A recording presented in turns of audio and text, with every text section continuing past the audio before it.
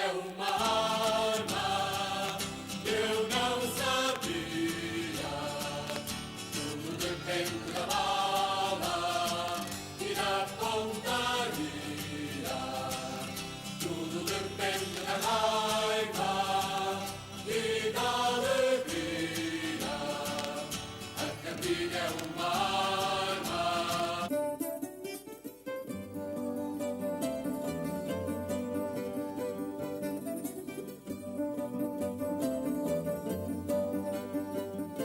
A música desempenhou desde sempre um papel essencial como fator de comunicação entre os homens.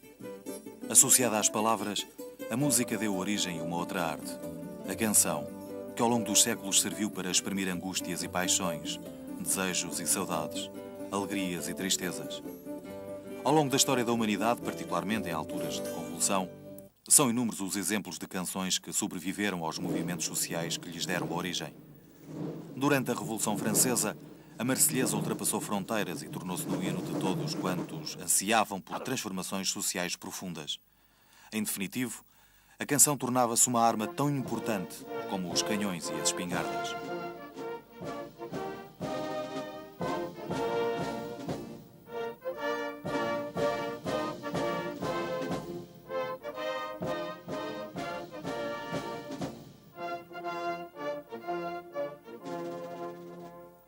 A tradição vanguardista dos franceses manteve-se até os anos 60. Edith Piaf, Georges Brassens, Jacques Brel, Yves Montand ou Léo Ferré foram algumas das bandeiras erguidas numa tarde quente de maio de 68.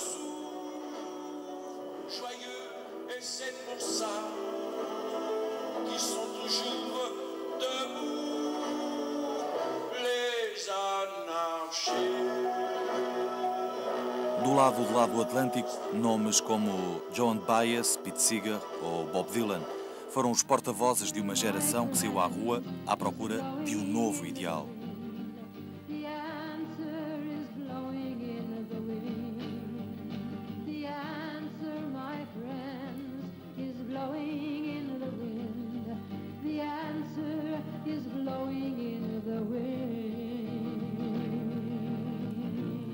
Mais a sul, canções como La Cucaracha ou Guantanamera tornaram-se símbolos da identidade comum às várias nações latino-americanas.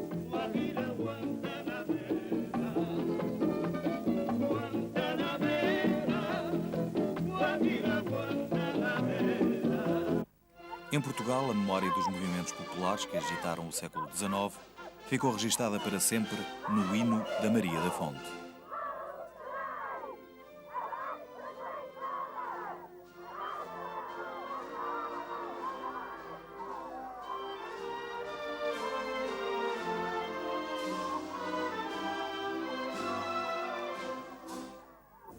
Com o ultimato inglês que, em 1891, obrigou Portugal a ceder aos britânicos os territórios africanos do mapa cor-de-rosa, surge a Portuguesa, que com a proclamação da República seria adotada como hino nacional. No início da década de 60, a guerra colonial criou outra frente de combate. Em Coimbra, o movimento estudantil ergueu uma nova bandeira, Trova do Vento que Passa.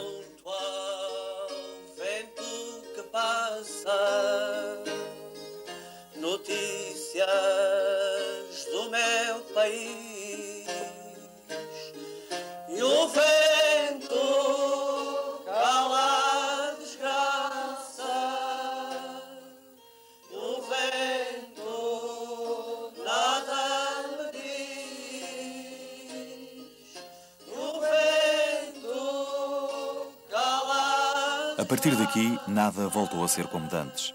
A canção passou a ser um instrumento de luta contra o regime e nomes como Adriano Correia de Oliveira, José Afonso,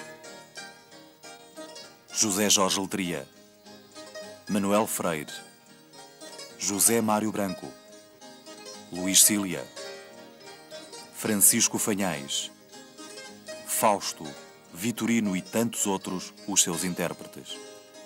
Com o 25 de abril de 1974, a canção saiu para a rua, saltou as ameias, ganhou asas e voou. Apenas fomos a voz sufocar.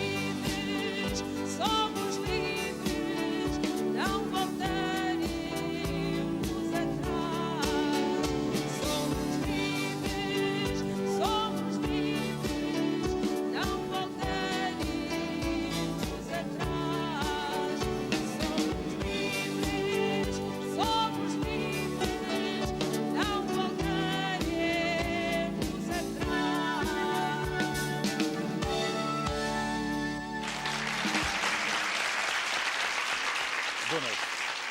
Ao longo dos séculos, a canção sempre serviu este ou aquele movimento social. Pactuou com revoluções, serviu causas e outras vezes foram as causas que se serviram dela.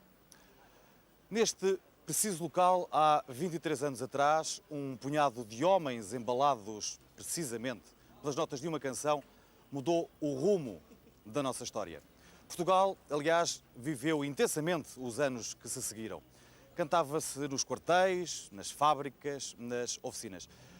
Em boa verdade, pode-se dizer que a canção saiu à rua. Hermínia Duarte, este tema, o Somos Livres, estreado Em 74, numa peça da Luzia Maria Martins, Exato. que se chamava Lisboa 72, 72, Lisboa 74. O tema é da tua autoria. É.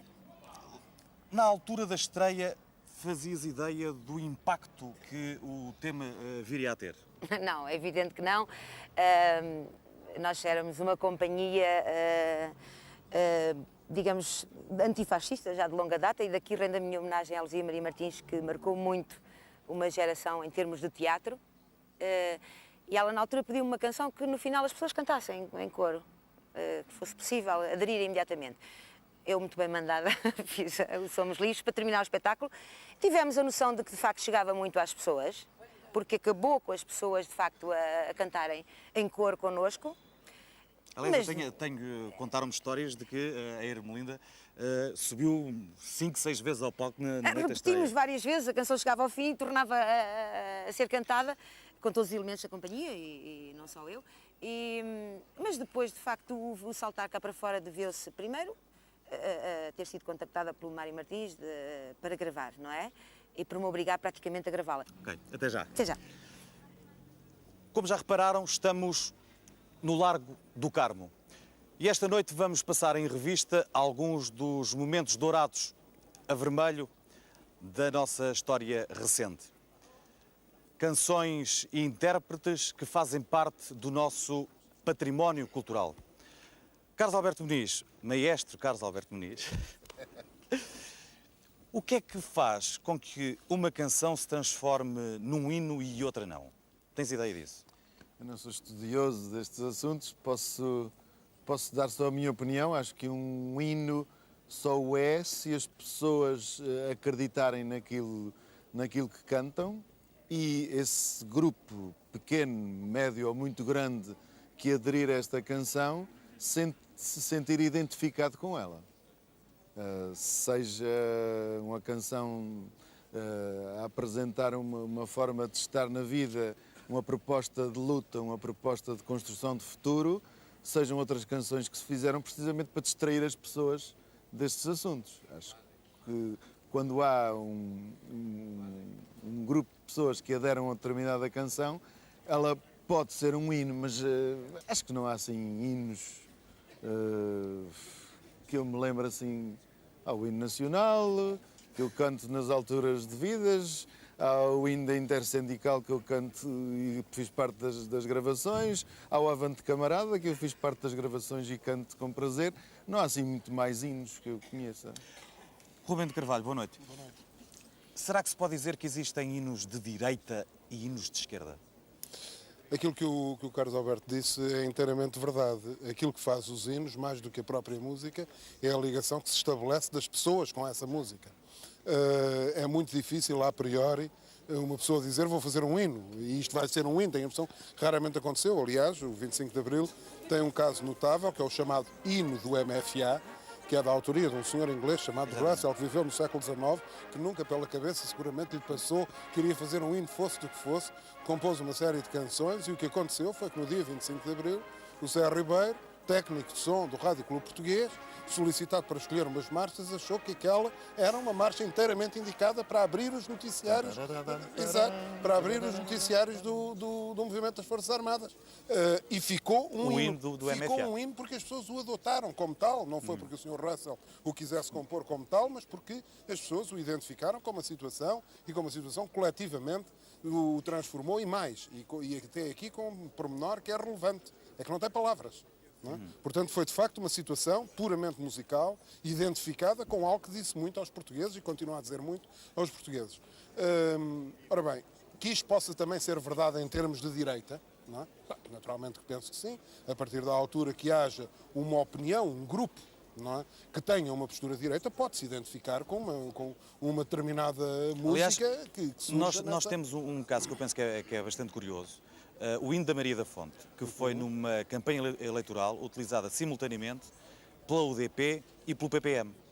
Note que isso são situações, há pouco na introdução do que se fez do programa, falou-se também no caso da música norte-americana. Tem uma canção norte-americana do Woody Guthrie, que é o This Land Is My Land, que foi uma canção talvez das mais empenhadas que o Guthrie escreveu em resposta ao God Bless America, do Irving Berlin, e que é uma canção que muitas vezes nos Estados Unidos é cantada pelas forças de esquerda e é cantada pelas forças de direita. Ou seja, relativamente ao objetivo, eu penso que é inequívoco, por exemplo, o hino da Maria da Fonte, não é? Releva de uma postura de afirmação popular e está muito ligada à intervenção e à afirmação das forças populares na história portuguesa. Não é? É evidente que comporta alguns elementos, e os próprios elementos contraditórios da Revolução da Maria da Fonte, permitem alguns aproveitamentos, em meu entender demagógicos, por parte de forças de direita. O que acontece, de uma forma geral, é que esse tipo de aproveitamentos não resulta. Ou seja, não se consegue inverter aquilo a que as pessoas deram expressão. As pessoas sentem-no de uma determinada forma e isto não é fácil de dar um entorce. Não é? Carlos, no verão de 75, um dos temas mais ouvidos foi escrito por ti e chamava-se Força, Companheiro Vasco. Força, Companheiro Vasco. Companheiro É um Vasco. tema... Foi escrito por encomenda, fez parte de uma inspiração. Como é que isso aconteceu? Não, aliás, o tema é da autoria do Pedro Osório, do Alfredo Vieira de Sousa e meu. Tratava-se de uma forma de pensamento deste grupo, que era o Grupo Outubro, com a Madalena e com a Maria do Amparo também. E nós começámos a encontrar, a parar o carro na rua, porque havia um senhor que não se fechava em gabinetes com meia dúzia de amigos para tomar decisões e ia para o pé de centenas e milhares de pessoas dizer aquilo que pensava e inclusivamente ao escutar a opinião desses milhares de pessoas. Depois começámos a ver quem é que falo por mim, comecei a ver que o senhor se chamava Vasco Gonçalves. Mas também está a dizer coisas que a gente gosta. E vamos fazer uma cantiga, era o lado B de um disco, o lado A era Daqui o povo não arranca pé, que era uma frase que foi dita ali ao pé do Ralis. E No 11 de março. no 11 de março deu essa cantiga e o lado B era um abraço ao companheiro Vasco. Só depois é que frases desta cantiga, a Muralha dá-se e o companheiro Vasco foram postos em cartaz. Portanto, se houve encomenda, foi ao contrário. Não. Era uma cantiga perfeitamente um abraço de amigo, que ainda hoje cantarei com muito gosto. De qualquer das formas, penso que estamos todos de acordo quando dizemos que a cantiga pode, de facto, ser uma arma. No Nazaré Fernandes, o que é que será mais importante neste caso? O poema ou a música? Neste caso concreto, eu acho, aliás, eu continuo a achar que numa canção é tudo importante. Quer dizer, é importante a música, é importante o poema e é importante a interpretação. E quando falha qualquer uma delas, quer dizer, acaba por falhar a canção. Eu acho que aquilo que se transmite é que é importante e a sinceridade e, digamos assim, o casamento que há entre tudo. Não é? Eu, voltando um bocadinho atrás, vocês esqueceram-se de um outro hino também, que é o hino da alegria. Quer dizer, e realmente, o que é importante num hino, desculpem já agora, mas eu acho que é interessante, quer dizer, é que o hino tem algo de mágico. E realmente só quando mexe com as pessoas é que realmente ele vem cá para fora. Não se pode encomendar realmente um hino, quer dizer, vocês vejam a força que tem o hino nacional, a portuguesa. Ele é feito numa altura de resistência a uma questão estrangeira. Que ele tem realmente, mexe com as pessoas, quer dizer, não é? Como a Revolução, o hino francês, etc. E, portanto, é muito difícil dizer à partida como é que as coisas podem passar. Ele tem que realmente ter uma componente, quer dizer, sob o ponto de vista estritamente musical e que mexa, ele pode mexer com forças positivas ou com forças negativas, como é óbvio. A Internacional tem uma força extraordinária, como tinha também o hino franquista da Guerra de Espanha. São coisas que mexem com as pessoas, mal ou bem, mas mexem com as pessoas. Portanto, há um processo um bocado mágico no meio disso. De qualquer das formas, eu coloquei-te esta questão em relação ao poema porque tu foste, porventura, uma das pessoas que mais partilhou a vida de um dos maiores poetas dos últimos anos, o José Carlos Ari dos Santos. E todos que estamos aqui, quer dizer, convivemos com ele, quer dizer, o Ari era uma força da natureza, quer dizer, não é? Que memórias é que tu guardas desse tempo? As memórias mais agradáveis, quer dizer, porque, aliás, eu sou guarda de memórias agradáveis, as memórias desagradáveis, acho que se calhar não têm muita importância. E, portanto, quer dizer, nós zangámos 500 mil vezes, quer dizer, fizemos coisas maravilhosas, quer dizer, mas no fundo ficou sempre uma coisa extraordinariamente positiva. O Zé Carlos tinha realmente um processo, quer dizer, o poema dele já tinha música dentro, não é? E a maior parte, as melhores canções que nós fizemos aconteceram um bocadinho ao mesmo tempo. Nasceram simultaneamente a fazer-se a música e a fazer-se a letra.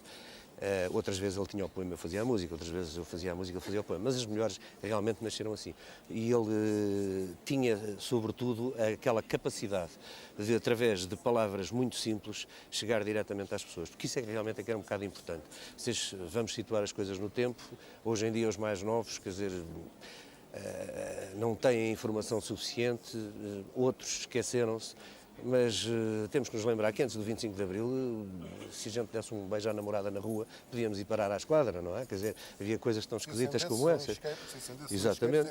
A menos que tivesse um tijolo que era debaixo de teto, não é? Exatamente. Portanto, as coisas eram um bocado assim, não é? E, portanto, ao mesmo tempo que existia já um movimento no campo da canção mais direto, mais incisivo, e que por vezes levava a que fosse totalmente proibido pelas forças da censura, quer dizer, o Zé Carlos teve a habilidade, o engenho e a arte de, com canções que aparentemente poderiam parecer inofensivas, começar a transmitir coisas muito importantes. De qualquer das formas, podemos então dizer que o poema também pode ser uma arma. O poema é uma arma, com certeza, é evidente. Naturalmente. Mas Com eu, aliás, certeza. eu gostaria de chamar a atenção de uma coisa, e penso que o Nuno estará de acordo com isto. O Zé Carlos trabalhou com alguns dos melhores melodistas portugueses, que é uma coisa que é muito difícil de definir, porque é que o Gershwin ou o Tchaikovsky são grandes criadores de melodias, isso não é explicável. Não é? E o Zé Carlos trabalhou com grandes melodistas, o Nuno é um deles, o Tordo é o outro, grandes melodistas, mas há uma coisa que na poesia do Zé Carlos que era particularmente importante. Havia uma profunda oralidade na poesia do Zé Carlos. O Zé Carlos escrevia a poesia dizendo-a para si próprio. Havia sempre subjacente à sua escrita uma oralidade, o que lhe dava, não é, uma coisa preciosa depois para o diálogo com os músicos, que era um problema de conjugação de tónicas. Não é? Digamos que as tónicas estavam sempre fortes das músicas. Estavam lá sempre dos Aliás, sempre fortes das músicas. é precisamente o Zé Carlos Lário dos Santos que vamos ouvir já de seguida. Em nome dos nossos braços, em nome das nossas mãos, em nome de quantos passos deram os nossos irmãos, em nome das ferramentas que nos magoaram os dedos, das servícias, das tormentas, das torturas, dos degredos, em nome daquele nome que herdamos dos nossos pais, em nome da sua fome, dizemos não passam mais. E em nome de milénios de prisão adicionada, em nome de tantos gênios com a voz amordaçada, em nome dos camponeses com a terra confiscada, em nome dos portugueses com a carne estilhaçada, em nome daqueles nomes escarrados nos tribunais, dizemos que há outros nomes que não passam nunca mais. Em nome do que passamos, não deixaremos passar o patrão que ultrapassamos e que nos quer trespassar. E por onde a gente passa a palavra. Cada rua, cada praça é o chão que o povo lavra. Passaremos adiante com passo firme e seguro. O passado é já bastante. Vamos passar ao futuro.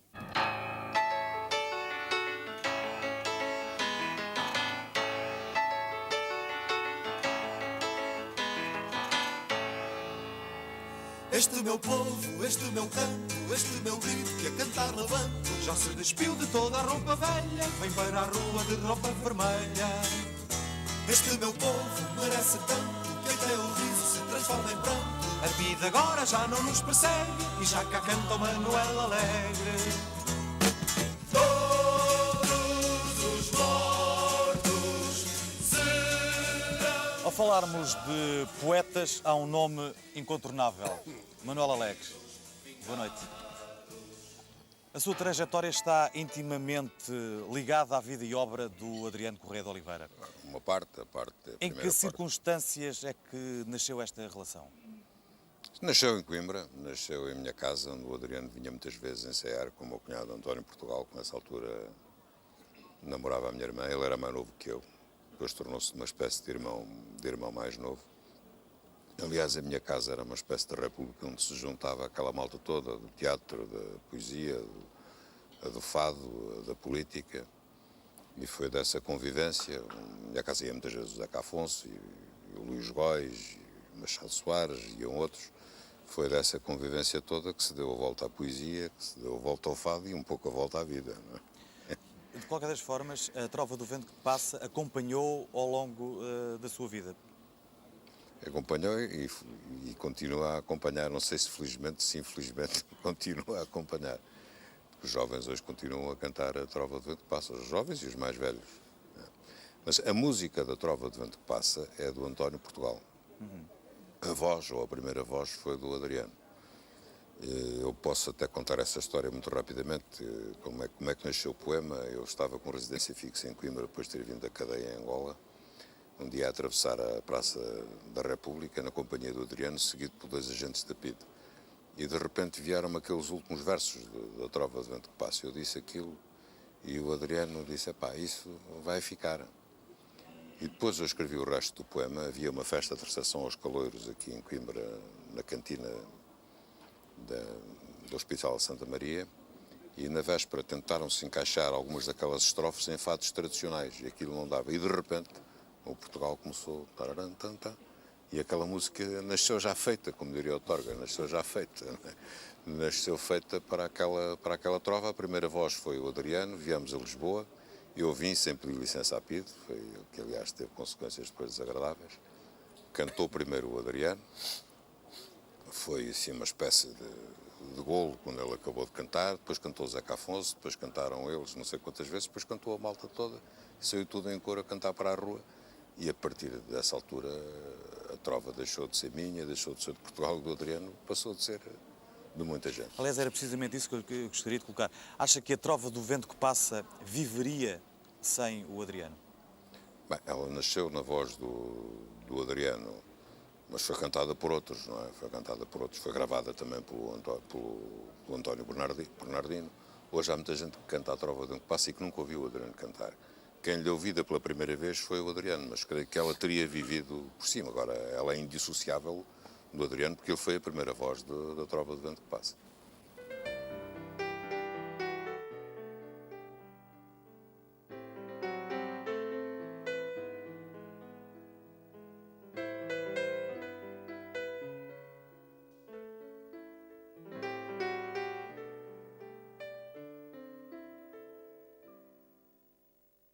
Pergunto ao vento que passa notícias do meu país,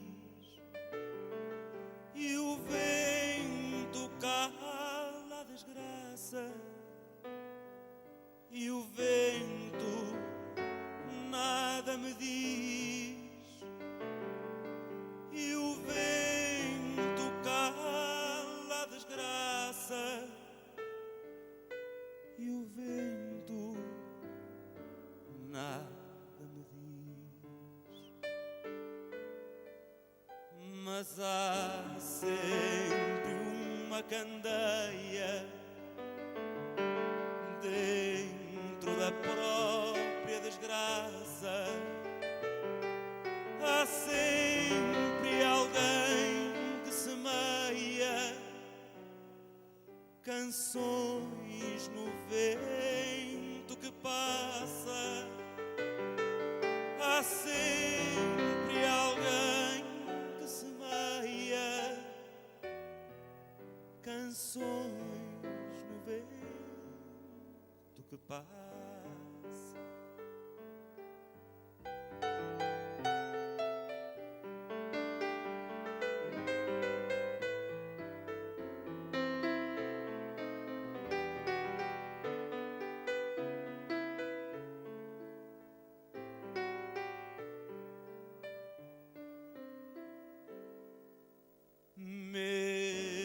Mesmo na noite mais triste, em tempo de servidão,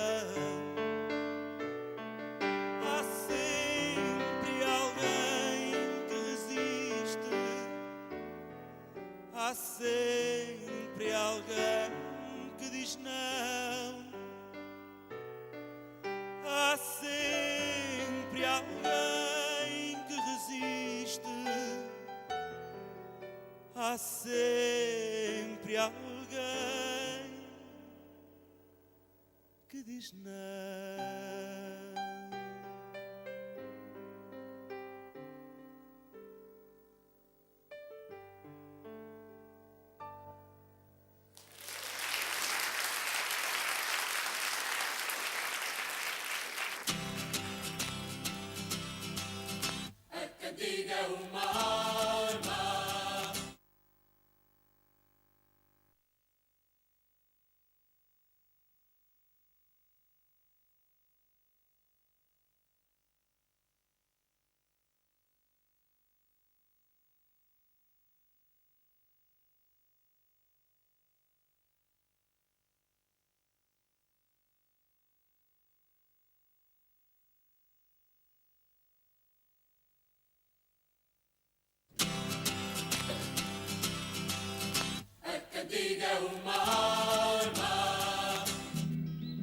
Venho dizer-vos que não tenho medo, a verdade é mais forte que as algemas. Venho dizer-vos que não há degredo quando se traz a alma cheia de poemas. Cantando é como se dissesse estou aqui. Cantando eu nego que me nega ato de amor, coração perpendicular ao tempo, coração perpendicular ao tempo. Têm armas e cadeias, têm guardas, tinham, mas o nosso pensamento não matam nem cadeias nem espingardas, vai no vento, vai no vento. Pelo pão que nos rouba a burguesia, que nos explora nos campos e nas fábricas, os trabalhadores hão de um dia recuperar o poder e a mais-valia. Abaixo a exploração, pelo pão de cada dia, pois claro, Só de punho erguido a canção terá sentido. Só de punho erguido a canção terá sentido. Só de punho erguido a canção terá sentido. Vou dar uma volta a isto, vou. Que a força nunca se esgotou.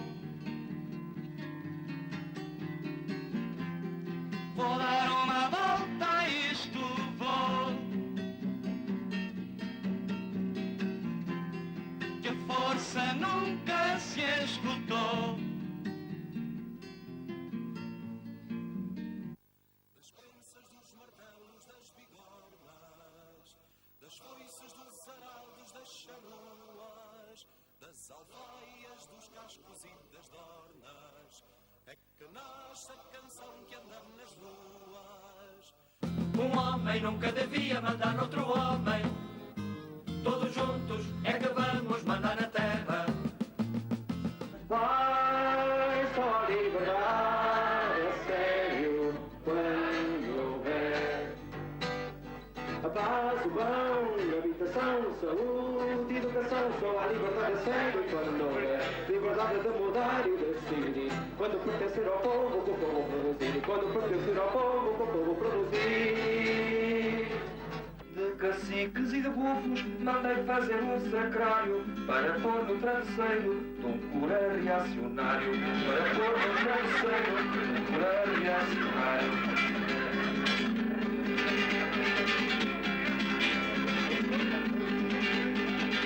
Não faça quem seja de acordo, como vamos terminar. Vinho velho, vinho novo, viva o poder popular. Vinho velho, vinho novo, viva o poder popular. Grândola, Vila Morena, terra da fraternidade. O povo é quem mais ordena dentro de ti, ó cidade. Dentro de ti, ó cidade. E o povo é quem mais ordena, terra da fraternidade. Grândola, Vila Morena. Em cada esquina um amigo, em cada rosto igualdade. Grândola, Vila Morena, terra da fraternidade. Terra da fraternidade. Grândola, Vila Morena, em cada rosto igualdade,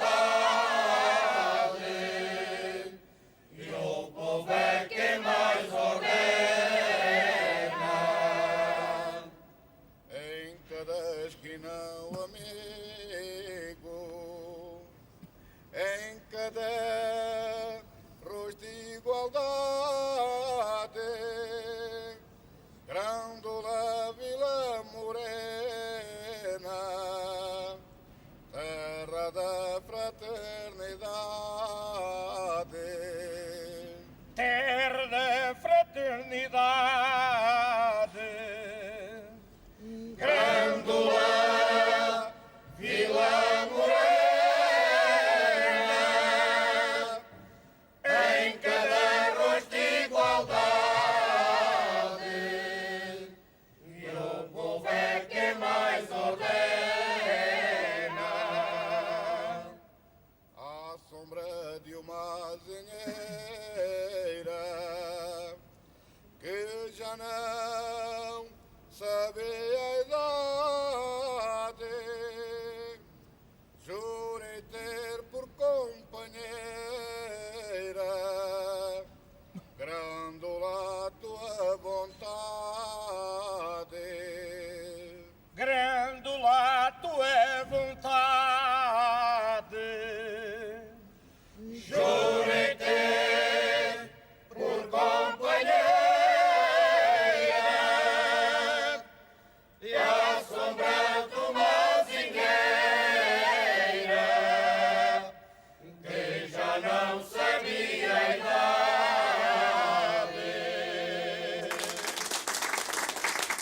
Alguns dos temas que acabámos de ouvir fazem parte do nosso imaginário coletivo. Aliás, devo confessar que sempre que ouço o Grândola não consigo deixar de me emocionar. Luís, de alguma forma a obra do Zeca Afonso marcou a tua carreira?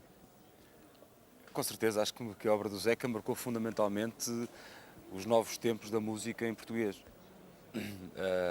Além do cariz social e intervencionista da obra do Zeca, fundamentalmente houve um apontar de caminhos novos para a nova música portuguesa.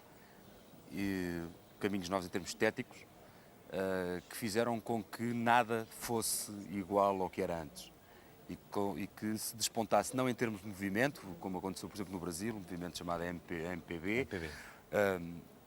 Não funcionava em termos de consonância coletiva nesse aspecto, em termos estéticos, em termos de opções, mas o que é facto é que todos aqueles e está aqui o Vitorino e o Sérgio, todos aqueles que naquela altura começaram a apontar esses novos caminhos, estavam consonantes, cada qual no seu estilo, cada qual pondo as suas propostas, e fizeram com que a música portuguesa, hoje em dia, seja uma realidade completamente diferente daquela que era antes. Sentes que, de alguma forma, esta nova geração de músicos portugueses continua a ser influenciada pelo Zeca? Eu não direi que é influenciada diretamente pelo Zeca, mas o facto de... E eu aí não quero de maneira nenhuma centralizar as coisas no Zeca. Acho que o Zeca foi um dos que, desse grupo, que apontou esses caminhos e essas novas estradas em termos estéticos da música portuguesa. E se não fosse essa abertura, provavelmente outras opções não teriam existido, novos músicos não teriam surgido a eles próprios mostrarem e exporem as suas propostas em termos musicais. Eu acho que o grande avanço e a grande revolução em termos musicais acontece a partir daí, por estes músicos todos, por esta frente de músicos que começou a transformar tudo o que vinha de trás e a apontar caminhos completamente novos. Miguel Ângelo, para todos os efeitos, o projeto Resistência mostrou pela primeira vez uma camada significativa de jovens a música do Zeca Afonso. Sentes isso? Sim, acho que sim. Acho que no princípio dos anos 80, não só a Resistência, mas depois com um projeto posterior que foi Filhos da Madrugada, que culminou num disco e depois num grande espetáculo ao vivo, foram duas maneiras de conseguir que as canções fossem talvez pela primeira vez ouvidas imparcialmente pelo grande público. Ouvidas pelo valor só das canções, pelo valor das mensagens universais e se calhar aí a distância de tempo depois da Revolução marcou um pouco isso. E há se calhar crianças que ouviram essas canções, como o Traz Outro Amigo também, que nós tocava, ou Que Amor Não Me Engana, que possivelmente não conheciam sequer o Zeca Afonso, nem tinham ouvido a sua música, nem sabiam nada sobre ele e gostaram muito das canções. Foi uma maneira de se iniciarem na obra de Zeca Afonso e no conhecimento do que foi a vida e a obra deste autor. Por outro lado, os Delfins, nos últimos anos, tiveram alguns temas que eu se calhar arriscava dizer que poderiam ser considerados alguns hinos. Por exemplo, o caso de Soltem os Prisioneiros. É arriscado, se calhar, dizer que os Delfins são um grupo de intervenção, mas sentes que havia ali uma certa força interior nesses temas? Sim, alguns desses temas depois foram inseridos posteriormente em algumas campanhas que podem ter um pouco a ver com o lado mais interventivo de uma banda, neste caso de uma banda pop. São refrões que são cantaroláveis, que ficam no ouvido das pessoas e que levam uma mensagem atrás. As pessoas se calhar aproximam-se delas pelo lado melódico, pelo lado até de entretenimento que elas possam carregar, mas depois vão ouvir as palavras e vão cantar as palavras. E se uma criança de 6 ou 7 anos canta o Soltem os Prisioneiros, há de querer saber mais qualquer coisa sobre isso e de perceber que se poderá estar a falar de Timor, por exemplo. Nas imagens de arquivo que vimos há pouco, havia um jovem com cara de pintor ao lado do Zeca Afonso. Como é que um promissor aluno de Belas Artes aparece nestas coisas das cantigas, Vitorino? É uma opção. Depois de tentar os pincéis, acabei por agarrar uma viola mal tocada e comecei a cantar e depois, talvez por inércia ou por preguiça, fiquei cantor. Como é que viveste aqueles anos? Intensamente, claro. Eu vivi muito aqui em Lisboa, depois andei por esse mundo fora e conheci estes cantores todos que apareceram aqui há pouco. Conheci o Zé Mar Branco em Paris, conheci o Fanhais, já o tinha conhecido cá, mas contactei mais com ele. Cheguei a ir cantar a algumas paróquias que abrigavam festas de portugueses com eles. Foi a primeira vez que eu pisei palcos com público à frente, com muito risco, e resultou que acabei por ficar cantor. O facto de descenderes de uma família de músicos, se calhar também teve aqui alguma influência? Isso pode ter a ver, é evidente que sim. Como o Miguel Ângelo dizia há pouco, se calhar muitos miúdos tomaram conhecimento do Zeca através dos concertos da Resistência e também dos Filhos da Madrugada, mas outros tiveram um ambiente musical em casa que lhes proporcionou, ou nasceram a ouvir o Zeca e o Adriano em casa e conheceram-no lá. É evidente que o ambiente familiar é fundamental para o que nós vimos a ser no nosso futuro. Sentes que atualmente poderá fazer sentido continuar a interpretar, ou diria isto de uma outra forma, será que faz sentido atualmente algumas destas canções? Isto são canções, Estas canções são- intemporais. As que eram feitas rigorosamente para agitação e propaganda são canções que se esgotam com um facto. Eu estou-me a lembrar, estou a ver ali o Eduardo Paz Moed e aquela rapaziada, lembro deles fazerem canções para uma coisa, para um acontecimento. E ela esgotava-se, a canção esgotava-se nesse acontecimento. Eram canções de agitação, panfletários de agitação e propaganda. Outras que também foram de agitação e propaganda, mas aí passam por um grande gênio, por um grande talento, que é, por exemplo, A Morte Saía à Rua, do Zeca Afonso. É o exemplo paradigmático de uma canção de agitação e propaganda que não se esgota, que não morre. Pela razão estética. E por questões sociais, é evidente que muitas canções que se cantavam em 75 têm toda a atualidade agora. Têm rigorosamente toda. Luís, os Trovante chegaram a tocar ao lado do Zeca Afonso. Do Zeca, do Adriano, e como te digo, por isso é que essa distinção e esse... do Zeca, nós tocámos com praticamente todos os que faziam parte dessa frente. Tocámos com o Vitorino, tocámos com o Sérgio, tocámos com o Fausto, tocámos com o Zeca. E essa experiência foi riquíssima e nós vínhamos numa geração logo abaixo e essa experiência para nós foi deslumbrante, não é? Foi deslumbrante e nós éramos nessa altura esponjas, ou seja, bebíamos avidamente e armazenávamos avidamente toda a informação que nos chegava daqueles que para nós eram de facto os grandes. Não, e fundamentalmente daqueles que para nós eram os grandes inovadores da música em português. Mas foi de facto à tradição popular que foram buscar as Nós não fomos tão buscar à tradição popular. Nós não recolhíamos canções populares ou tradicionais, não andávamos... Alguns foram influenciados pela tradição popular. Nós somos influenciados via essa geração de músicos e novos compositores.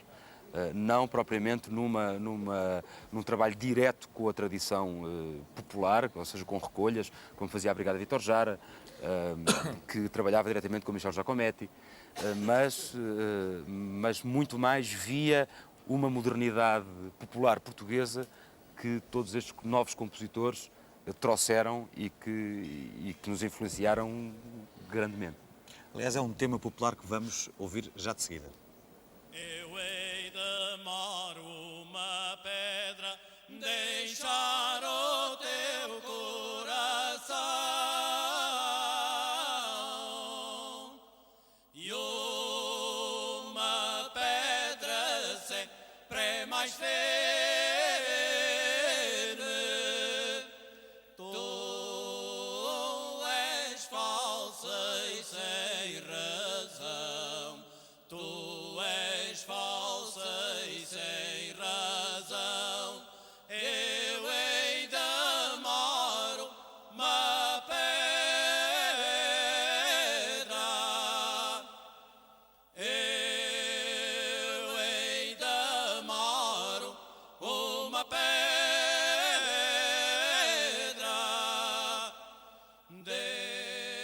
Deixar o teu coração.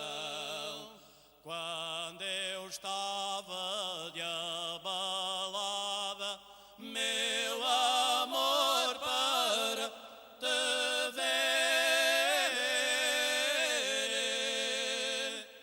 e armou-se uma travoada,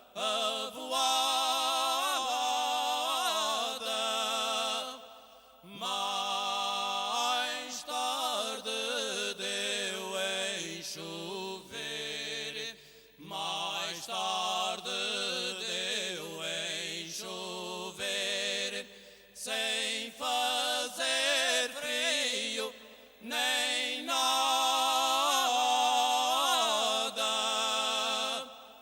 Meu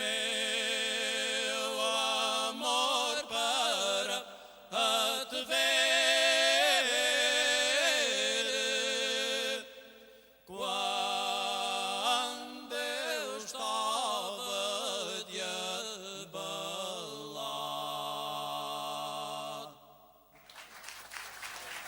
O José Nisa esteve intimamente ligado a este movimento musical, tanto como autor como produtor. Era fácil trabalhar naquele tempo? era muito estimulante. Aquilo era uma guerra do gato com o rato e nessa altura tinham que se inventar estratagemas para tentar enganar o adversário. Designadamente, lembramos que havia censura prévia. Portanto, quando se gravavam discos, era de lei, era obrigatório mandar as letras ou os poemas à censura prévia e depois os coronéis da censura é que diziam o que é que se podia cantar. É evidente que isso comportava alguns truques que eu utilizei e que funcionaram normalmente. Por exemplo, em relação ao Zeca. O Zeca queria gravar, por exemplo, um disco, eu fiz vários discos com ele. E alguém tinha tratado dessa cena lamentável, mas o Zeca não se queria, logicamente, submeter ao diálogo com a censura e teria que ser, digamos, o produtor, que era eu, que era uma forma muito estranha de produzir, porque normalmente o Zeca é que dirigia as coisas todas e a gente estava lá para ajudar. De maneira que eu pedi ao Zeca, em vez de pedir 12 poemas para um disco, 12 canções, eu pedi-lhe 20. E dizer, olha, dos outros que faltam, aqueles 6 ou 8 que vêm a mais, coisas muito violentas, bom, e às vezes até eram coisas que nem sequer estavam musicadas, mas eram poemas, era o isco.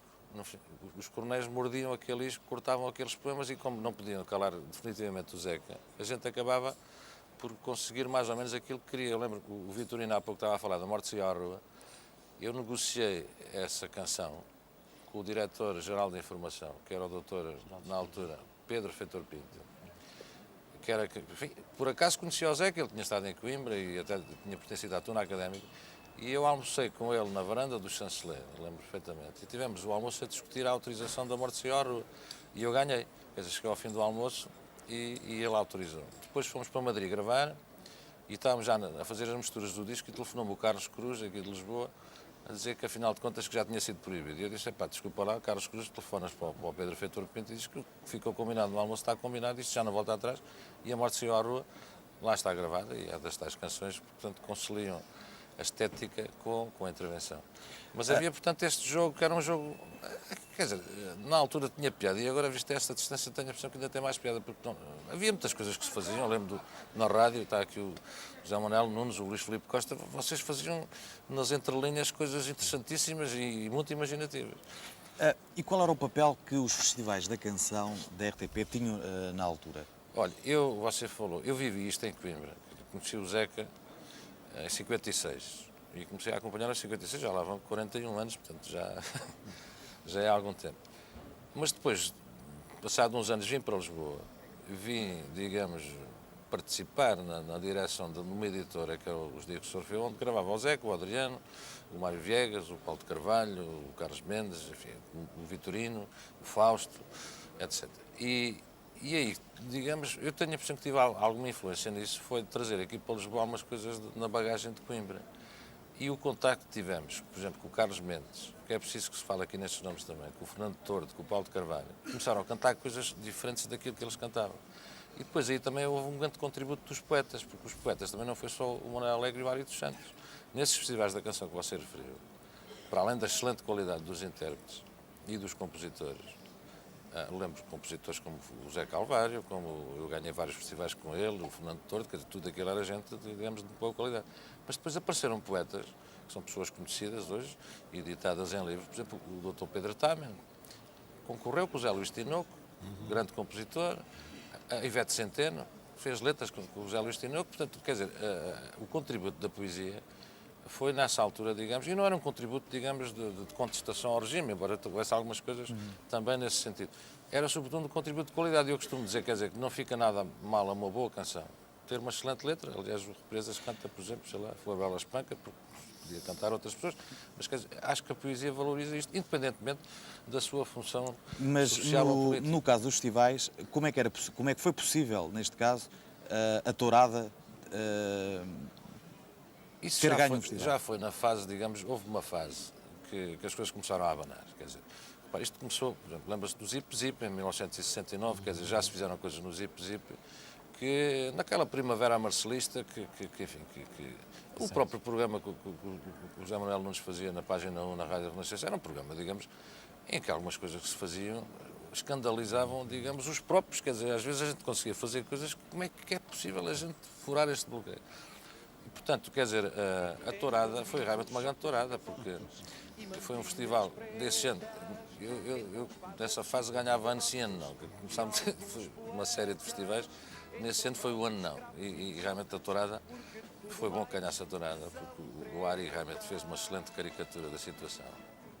Os júris votaram e no final do festival, quando eles foram receber o prémio, estavam o César Moreira Batista e o Ramiro Valadão. Logicamente caiu-lhes aquilo tudo em cima e foi uma confusão naquele teatro, julgo que Maria Matos, parece, porque realmente, quer dizer, tinha ganho uma canção que não podia ganhar, mas já tinha ganho e, portanto, aí tiveram que se... Lembro-me também que, na altura, existiram alguns trabalhos que não eram gravados em Portugal, eram gravados no estrangeiro e, inclusive, eram prensados lá fora. Eram pensados cá dentro e pensados... Bom, a razão era uma razão técnica, quer dizer, não havia nenhuma razão especial. Quer dizer, nessa altura, os estúdios de gravação que havia cá em Portugal, eu lembro-me que gravei um disco com o Adriano ainda em 4 pistas, o gente daqui e de agora, nos estúdios dali da Rua de Campo. Portanto, em Madrid gravava-se bem e gravava-se barato. E gravámos muitas coisas em Madrid. Quer dizer, gravei lá com o Zeca, gravei com o Adriano, gravei com o Paulo de Carvalho, o Tordo, o Carlos Mendes, quer dizer... E com o Zeca gravei em Paris também, gravei em Londres e o primeiro, aliás, para mim o melhor disco do Zeca em todos os sentidos foi o Cantigas do Maio, que foi gravado nos estúdios de Aéroville, do Michel Magna, perto de Paris. Bom, a razão foi simples, o Zé Mário já lá estava, já lá tinha gravado e, portanto, realmente saiu um disco de excelente qualidade, porque nessa altura, é bom que se diga, passou-se daquela fase que eu chamei de viola às costas ou da viola heroica, que era só uma viola e voz, e foi o Zé Mário e, enfim, e outras pessoas nessa altura, em 1971, que foi o ano, digamos, da viragem disto, que apareceram os discos. O primeiro disco do Zé Mário Branco, arranjado por ele e cantado por ele. O Cantigas do Maio, arranjado por Zé Mário Branco, com muito medo do Zeca, que ele teve medo depois rendeu-se à qualidade, mas ele não estava muito convencido que aquilo resultasse. O primeiro disco do Sérgio? O primeiro disco do Sérgio. E o disco que eu fiz para o Adriano, o Gente Daqui e de Agora, por exemplo, em que o Zé Calvário fez o primeiro arranjo para ser cantado. Foi o primeiro arranjo que ele fez, que é cantado por Adriano. Precisamente, um dos temas que foi gravado lá fora foi o Traz Outro Amigo também.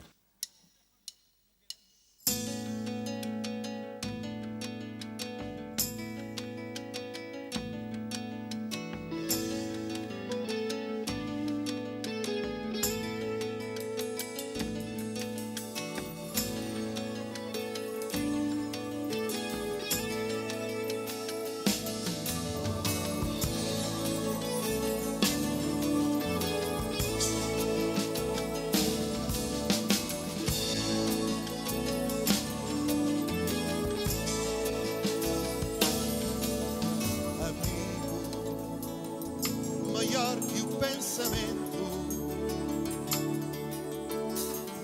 por essa estrada, amigo, vai. Por essa estrada, amigo, vai. Não percas tempo que o vento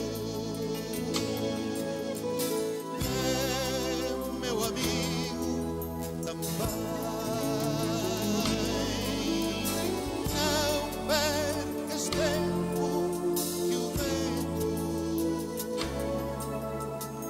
é meu amigo também.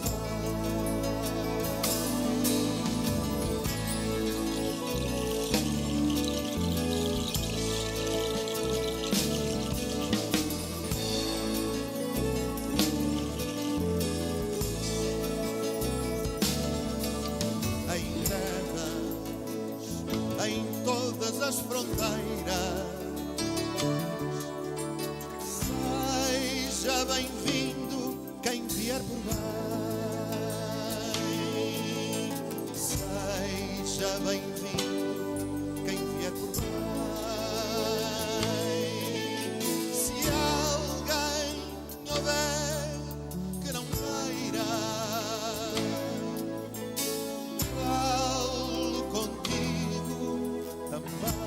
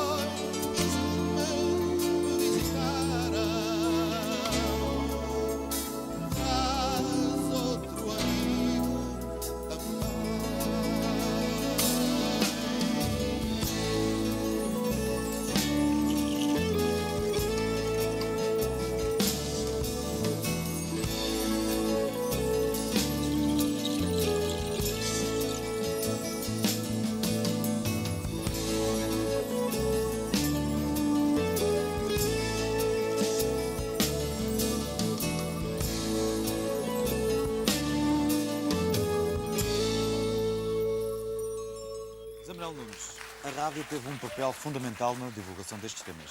Como é que se ultrapassava os problemas da censura? Bom, com as artimanhas que o Zé Nisa já disse, digamos, não era só a música, eram também os textos, as notícias, as entrevistas, enfim, nós refugiávamos muito no direto ou em passar textos separados da montagem. Na música, muitas vezes, eu lembro-me de ter o Zé Jorge Letria, ou o Fanhais, ou o Fausto a cantar numa cabinezinha onde se fazia o programa em direto, não é? E, bom, aí era um bocado difícil controlar as coisas. Estamos a falar da página 1. Estamos a falar da página 1 e, de facto, eu só posso, enfim, com mais propriedade, falar dessa experiência. Mas foi um trabalho que surge numa ocasião em que existe Bob Dylan, John Baez, como este programa já referiu, e também o Jacques Brel e o Brassens e tudo isso, e também a Primavera Marcelista, é preciso não esquecer esse facto. Há um conjunto de circunstâncias que leva a que em 1970, a partir de 1969 e digamos, por esse começo dos anos 70, em que surge música de muita qualidade, lançada por pessoas como o Zé Nisa, com arranjos espetaculares, o Zé Mário Branco, em França, estamos a falar em final de 71, quando o primeiro disco de Zé Mário Branco é editado em Portugal, juntamente com o Sérgio Godinho, e o do Fanhais sai também, salvo erro, em novembro de 71. Digamos que foi uma conjuntura especial que naquela ocasião se proporcionou. Digamos que a censura na rádio em relação à música não era tão feroz, digamos que não havia uma censura oficial na Rádio Renascença, nem sequer no Rádio Clube. Na emissora nacional também não era preciso, felizmente. Já faziam censura aos discos, às gravações, portanto já estava afetado. Claro, não havia problema. Na Renascença, digamos que o problema punha-se em relação à página 1 e um pouco mais tarde em relação ao tempo zip na rádio. De resto não havia grandes carências, mas a verdade é que bastavam 2 ou 3 pontos para lançar tudo isto. A censura incidiria mais em termos da palavra, do discurso, do que da música, não é? Nas rádios privadas não havia censura, digamos, do SNI ou da Secretaria de Estado de Informação e Turismo. Não havia nenhum fiscal do Estado. Digamos que os operadores, eles próprios se autorregulavam e tapavam a voz a quem queria falar um pouco mais alto. Mas a verdade é que era um jogo do gato e do rato, não é? É curioso, e basta dizer este exemplo, que na Renascença, perto do 25 de Abril, quem era o censor era o padre António Rego. Ora bem, era um censor que não era censor nenhum. Portanto, era por isso que o Zé Nisa dizia que, às vezes, nós até nos surpreendíamos com as coisas que passavam. Deixa-me dizer-te uma coisa, quer dizer, quer na parede da Rádio Renascença, quer na parede do Rádio Clube Português, estavam lá as canções que não se podiam passar, Sim, sim. fixadas logo ali à entrada. É verdade. Algumas com alguma ingenuidade, não é? Bom, mas depois do 25 de Abril na Renascença isso continua a haver. Há uma canção mini do Manuel Alegre que ainda hoje está proibida na Rádio Renascença, que é A Flor do Verde Pinho, que cantou o Carlos do Carmo, proibida pelo padre Vasco Pinto, que não desmentiu isso. Galera, acho uma coisa... Eu acho uma piada muito grande, quer dizer, mas isto acho que está em vigor. Bom, nós estamos numa fase em que as músicas dos Beatles não passavam na Renascença. Aliás, sou eu que tenho esse papel que estava fixado na parede, dizer se é proibido a passarem músicas dos Beatles. Na altura em que John Lennon, na Austrália, terá dito, é a coisa, somos tão populares como os discos. Bom, as coisas passavam-se a esse nível, não é? E depois do 25 de Abril, o que é que mudou na rádio? Mudou tudo, absolutamente, não é? E ainda hoje não deixa de mudar. Os medium não deixam de evoluir.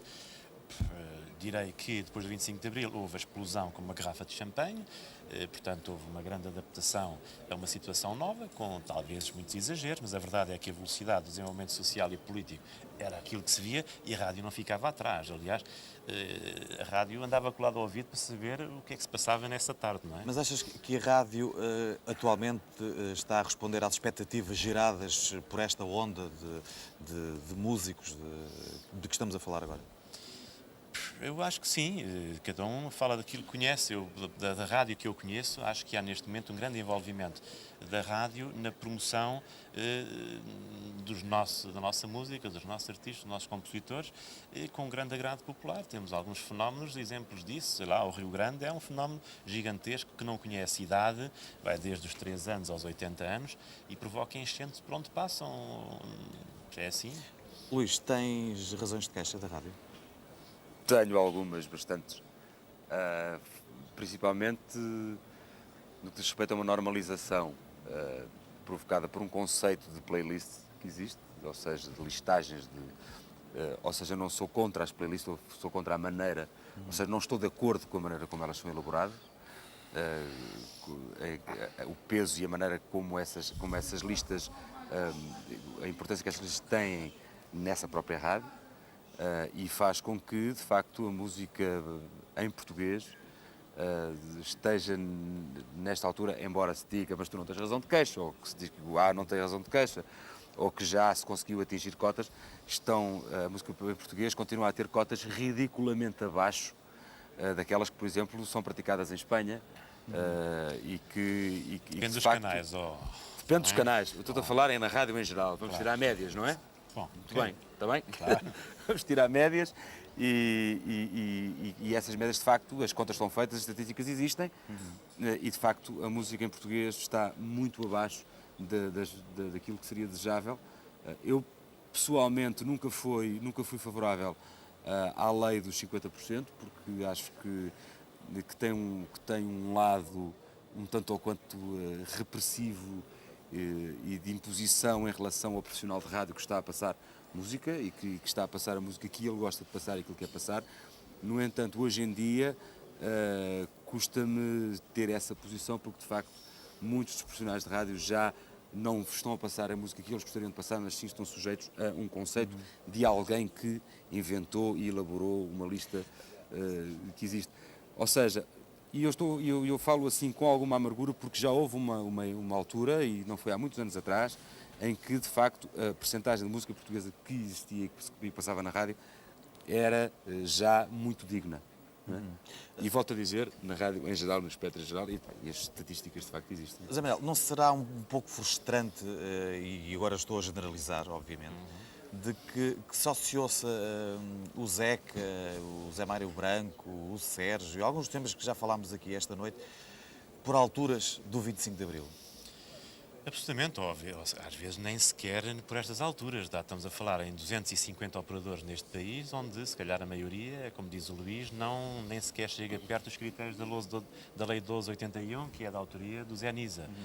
Que tem sido uma mera referência ética e não... Propriamente uma lei para se cumprir. Sim, nunca não se cumpre. São poucos os canais que cumprem. Eu direi que a percentagem que o Luís referiu a percentagem foi obtida por consulta à rádios e à televisão. Quer dizer, não fomos nós os deputados que fixámos os 50%, foram às rádios, na altura não havia tantas, que nos disseram que nós podemos fazer isto.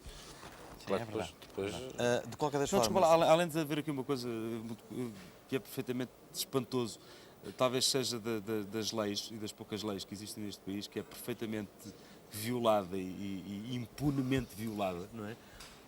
E é espantoso, porque se eu violar uma lei qualquer do Código da Estrada, imediatamente saltam-me em cima e espetam-me com uma multa. Digamos que não será a única, não é? Não, mas será uma das únicas que é abertamente violada e abertamente... E continua em vigor, estranhamente. Claro. Luís, já falámos aqui várias vezes do percurso musical do Zeca Afonso. Do teu ponto de vista, qual pensas que foi o tema, eu não diria mais marcante, mas que se calhar mais agitação provocou na altura? Eu acho que a grande pedrada no charco, e eu falo do meu ponto de vista, com a idade que eu tinha nessa altura, e acho que a grande pedrada no charco é dada, de facto, pelos vampiros.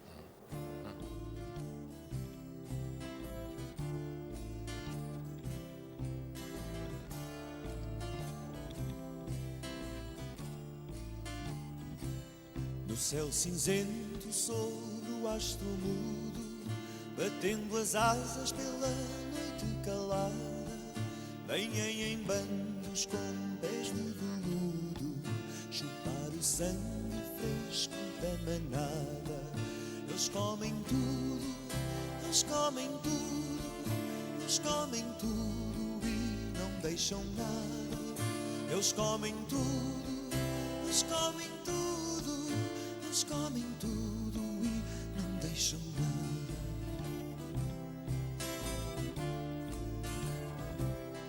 Toda a parte chegam os vampiros, poisam nos prédios, poisam nas calçadas, trazem no ventre despojos antigos, mas nada os prende às vidas acabadas.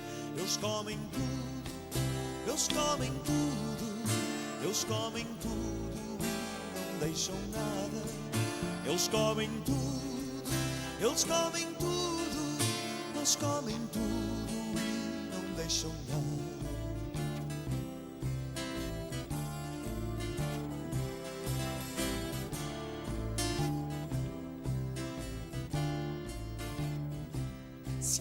se engana com seu ar sisudo e lhes franqueia as portas à chegada. Eles comem tudo, eles comem tudo, eles comem tudo e não deixam nada. Eles comem tudo, eles comem tudo, eles comem tudo e não deixam nada.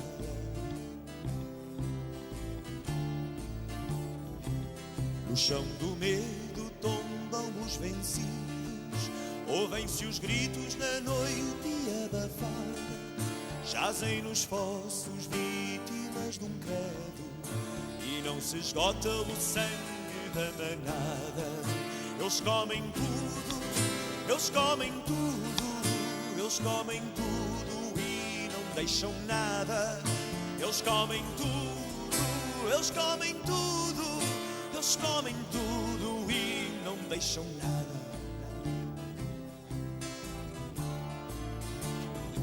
São os mordomos do universo todo, senhores à força, mandadores sem lei. Enchem as folhas, bebem vinho novo, dançam a ronda no punhal do rei. Eles comem tudo, eles comem tudo, eles comem tudo e não deixam nada. Eles comem tudo, eles comem tudo, eles comem tudo e não deixam nada.